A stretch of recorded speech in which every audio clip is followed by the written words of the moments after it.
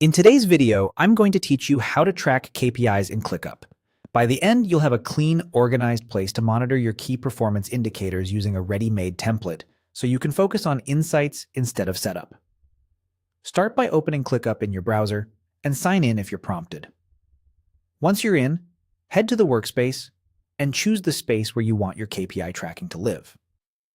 A space is the best home for team-wide metrics because permissions and views are easy to manage there. If you work across multiple teams, pick the space that most of your stakeholders already use, so your KPI list is simple to find and share. Inside that space, look for the plus icon to add something new. This is your gateway to creating lists, docs, and more. Click the plus, and from the options that appear, choose Templates. Templates save a ton of time and ensure you're following a consistent structure, which is critical for metrics you'll revisit weekly or monthly. In the template modal, use the search bar and type KPI. This will surface ClickUp's pre-built KPI options. You'll see variations tailored for different use cases. Take a moment to glance through the names and brief descriptions so you pick one that fits your reporting style. A simple KPI list is great if you're starting out. More advanced templates might include fields for targets, current values, owners, and review cadence. Select the KPI template that looks right for you to open its details.